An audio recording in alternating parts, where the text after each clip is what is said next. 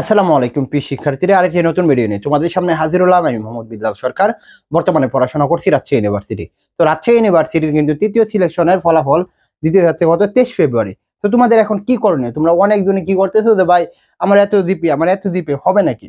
তো সেই বিষয়ে কিন্তু কথা হলো। প্লাস হচ্ছে যে যারা দ্বিতীয় সিলেকশন বা প্রথম সিলেকশনে টিকে ছিল, তারা যারা আবেদন করো নাই তাদের কি হতে যাচ্ছে, সকল বিষয়ে কিন্তু কথা বলবো। এর আগে তোমাদের অবশ্যই বলবো চ্যানেলটি সাবস্ক্রাইব করে পাশে থাকবা, কারণ তোমাদেরকে সাবস্ক্রাইব আমাদের আরো মোটিভেট করবে। মনে রাখিও, যারা 23 ফেব্রুয়ারি সিলেক্টেড হবে তাদের যেটা করতে হবে, প্রথমে আমি আবারও বলতেছি ভাই, তোমরা কাল ক্ষেপণ না করে তোমরা চূড়ান্ত আবেদন করবা। কি চূড়ান্ত আবেদন করবা? চূড়ান্ত আবেদন করবা। অনেক দিন রয়েছে প্রথম সিলেকশনে টিকেছিল, কিন্তু তোমরা পরে আর আবেদন করো নাই।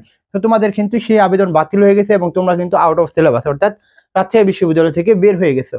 তো তৃতীয় সিলেকশন যারা টিকবে তাদেরকে বলবো অবশ্যই আবেদনটা করে ফেলবা। দেখো, কারা এইখানে টিকবে মোটামুটি তোমরা ধরে রাখতে পারো। আমরা ওইখানে দেখছি মানবিকের 4.27 এ ইউনিট লেগেছিল। এখানে মোটামুটি এরকম লাগতে পারে 4.10 এরকম লাস্ট পর্যন্ত আসতে পারে।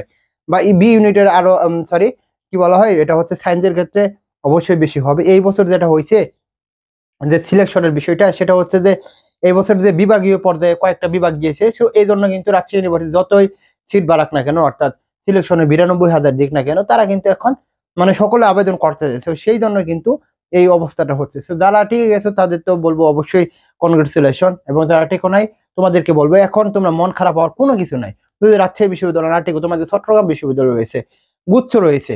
তো যাদের স্বপ্ন হচ্ছে গুচ্ছ চট্টগ্রাম বিশ্ববিদ্যালয়, তাদের জন্য কিন্তু আমাদের কোর্সটা রয়েছে। পরবর্তী স্লাইডে যদি আমরা দেখতে পারি, তাহলে আমরা দেখতে পারবো যে বাংলা 20টি ক্লাস করতে পারো, ইংলিশ 20টি এবং জিকে 20টি ক্লাস। অর্থাৎ এখানে এগুলো আমাদের খুলনা ইউনিভার্সিটি, কুমিল্লা ইউনিভার্সিটির জন্য পদ্ধতি হবে জাস্ট 750 টাকা দিয়ে কিন্তু আমাদের যে স্পেশাল ক্লাসগুলো তোমরা করতে পারবা লাইভ। এবং এখানে যেটা হবে যে তোমরা ক্লাসের মাধ্যমে সরাসরি প্রশ্ন করতে পারবা, যেটা সবচেয়ে গুরুত্বপূর্ণ। এবং পরবর্তী যদি আমরা দেখি যে যারা মানবিক বিভাগ পরিবর্তন এবং কমার্স থেকে এক্সাম বেসে ভর্তি হতে চাও, তারাও কিন্তু এখানে ভর্তি হতে পারো। দেখো, আমাদের কমার্সের এক্সাম বেসে রুটিনটা রয়েছে।